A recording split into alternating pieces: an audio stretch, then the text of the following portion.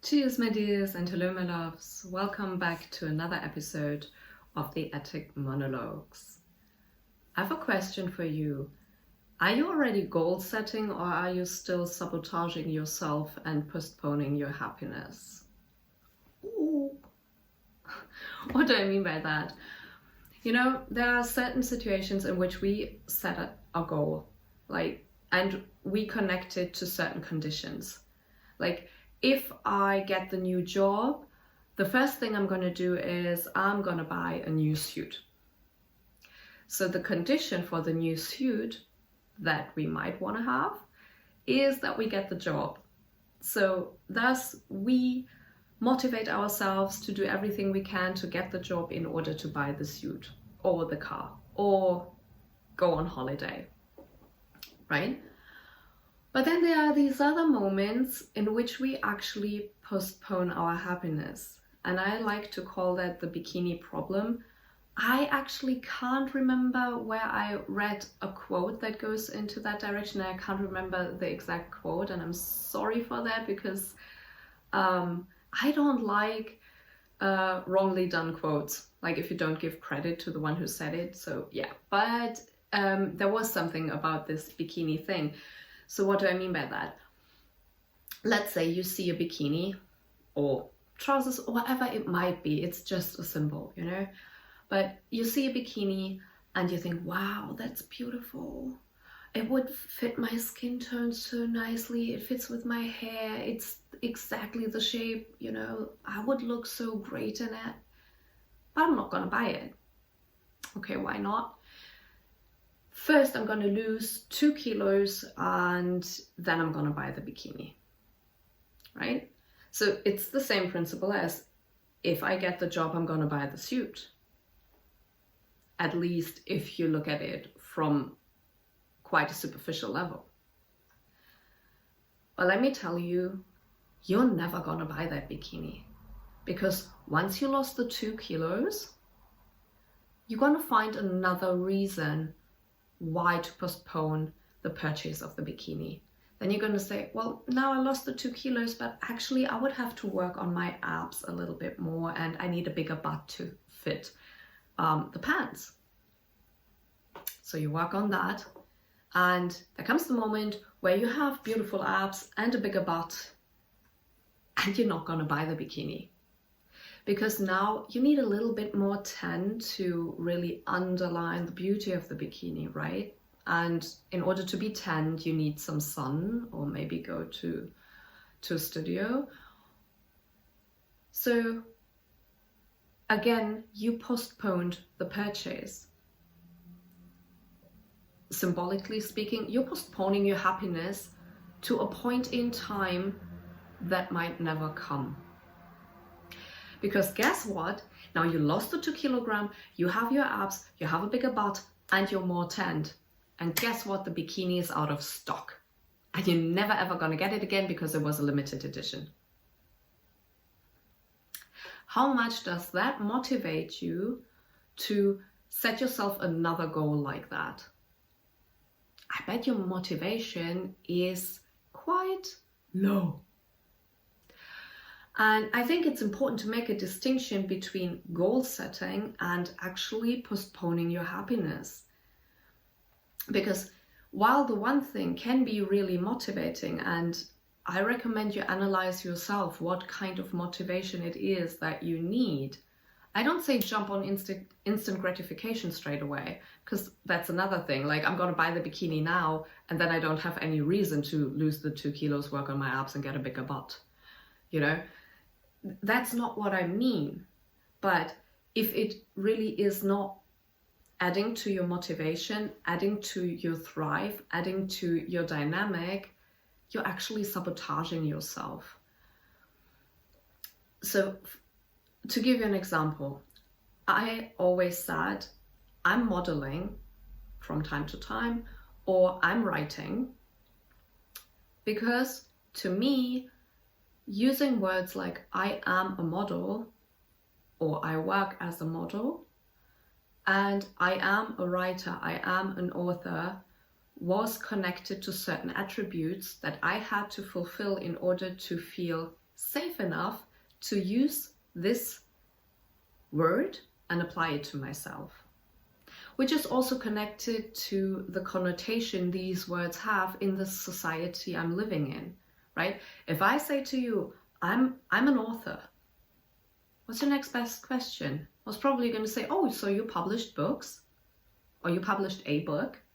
And now I can say, yes, I have 2 books under my belt. Although, even years before, I already had my blog. I wrote the articles and I published them on my own website, which technically seen would make me the author of my own blog. But it didn't feel right to me. And I wanted to get to this point to earn the title, so to say, you know? And especially because there is this connotation in society connected to it. And I felt like a fraud if I said, yes, I'm an author. So which book did you publish? Oh, I didn't publish any book, but I'm having a blog, or I'm writing poems and I store them in a book on my shelf, right? Same with modeling. To me, it was I always said, I'm going to call myself a model once I am either registered with an agency and or get paid jobs. And my friends, that took me years to get there. And I don't sat there for years waiting for the title to fall into my hands, somebody begging me, please take my money and stand in front of my camera. But I applied for 1 million paid jobs and didn't get them. I was rejected. I have applied to so many agencies, always got rejected.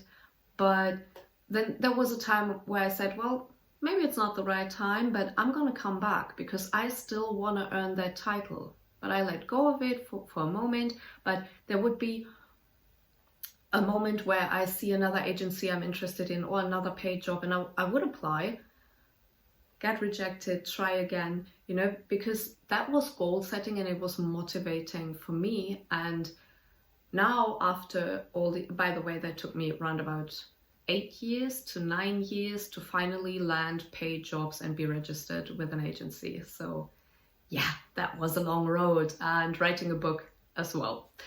Now I have 2 books under my belt and I get booked for model workshops or photo workshops, paid jobs, and I'm registered with an agency. So now I feel safe to say, yes, I'm a model and I'm an author. But that is an example of setting a goal and in a manner that keeps me motivated. Sorry. But then there are other situations, you know, where I sabotaged myself. For instance, I always thought, no, I'm interested in YouTube, I'm interested in maybe doing videos. Don't get me wrong, I love writing, I love my blog, but sometimes it's easier to talk about something to get your message across than writing about it. And as a creative or as an entrepreneur as well, you have to figure out which message is better in which medium. And sometimes I think these topics, for instance, that I'm discussing in the Attic Monologues are easier to be talked about than to be written about, although I could write about it as well. But to me, it was like, nah, I can't, you know, like I see so many YouTubers and they have ring lights and the perfect lighting. They have really nice equipment. So I would always postpone this project by saying, only if I have the right equipment, I'm going to start doing this.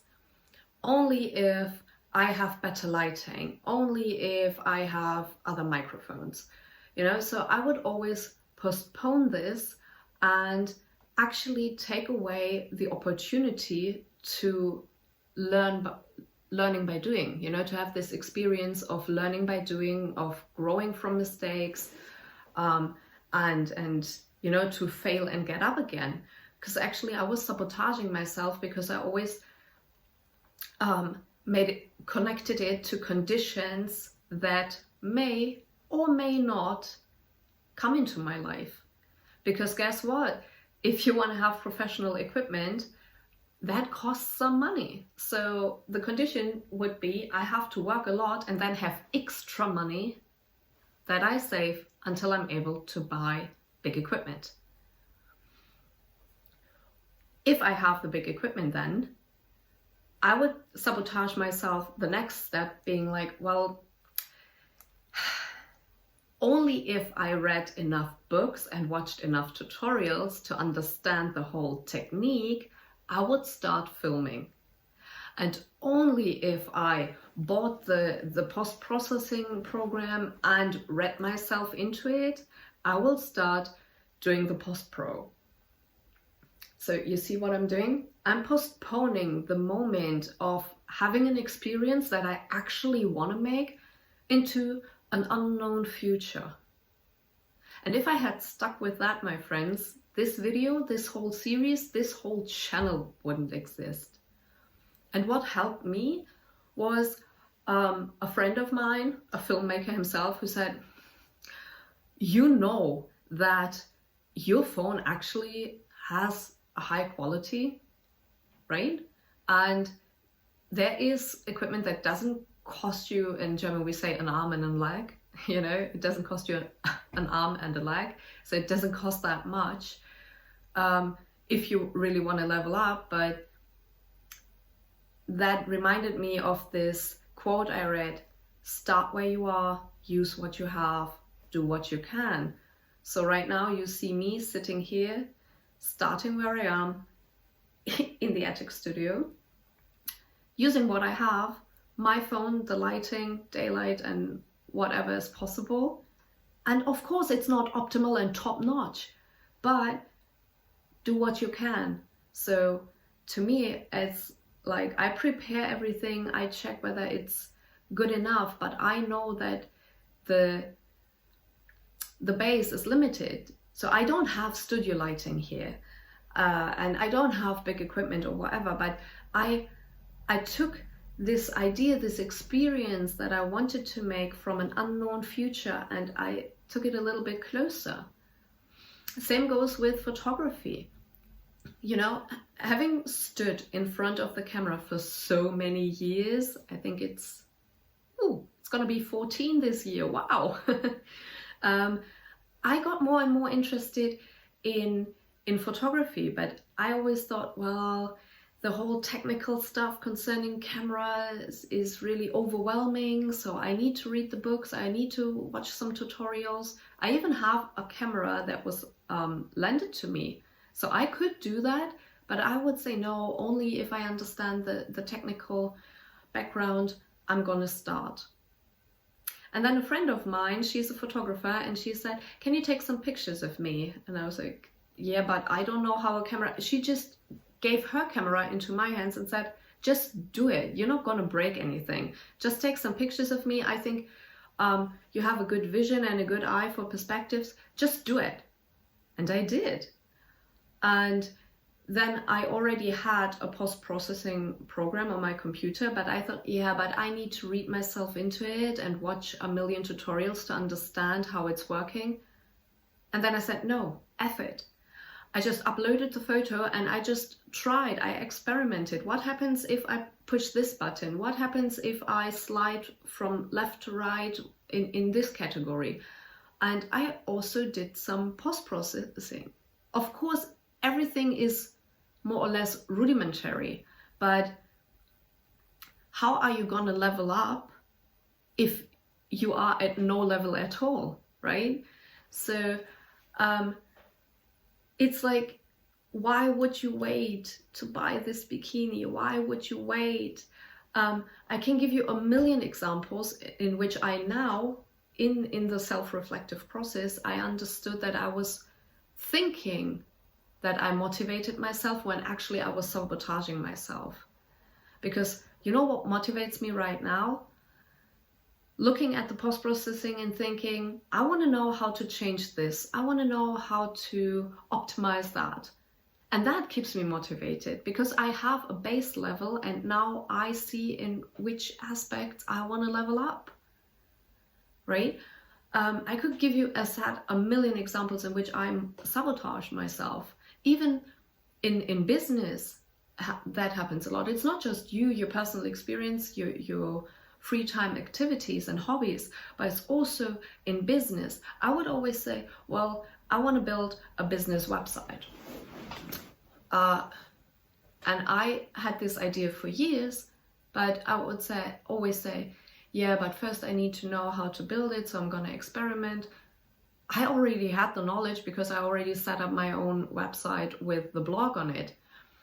Yeah, but the business website needs to be different. If I don't have concrete ideas, I need photos, I need this. So I was more thinking about the conditions that I needed in order to start than actually starting.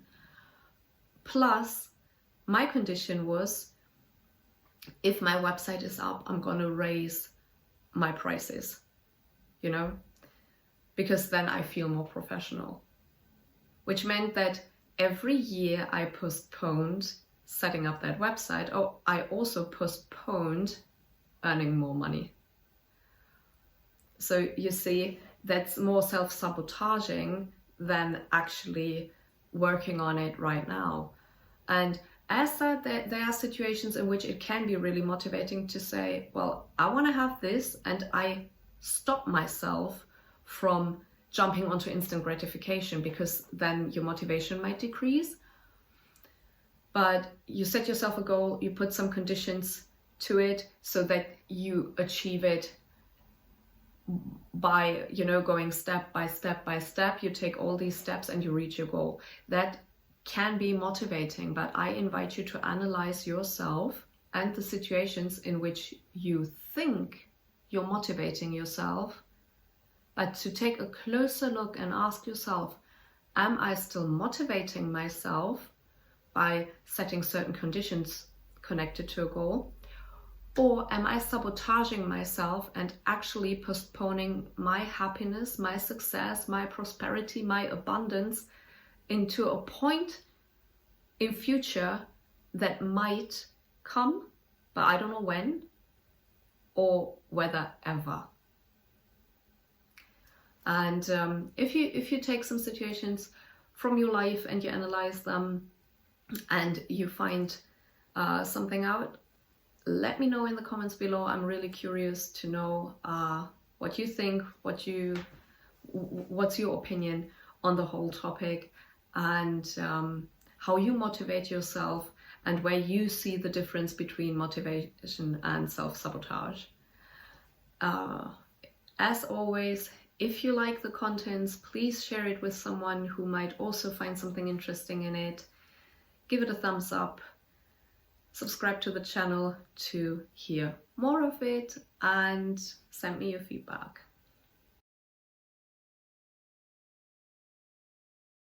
P.S. A little quick note, of course there are situations in which the conditions need to be right? Like when you say, only when I found the perfect partner, I'm gonna think about children, that's a sensible thing to do. That is reasonable.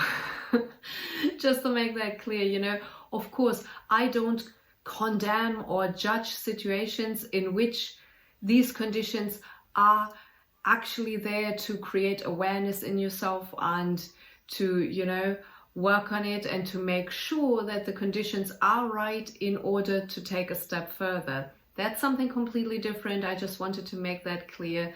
Of course, the examples I choose cannot be applied on each and every little thing in your life, but that's also due to the fact that I want to keep these videos short and I cannot cover the whole topics and each and every single detail, but I hope you still understand what I'm trying to say, because obviously there are situations that need certain conditions and where it's reasonable to create these conditions, and where that is reasonable, taking care of yourself, and falls not into the category of self-sabotage. So of course, as said, due to the length of the video, I cannot cover it all, but I hope that was clear. But nevertheless, it was important to me to add that.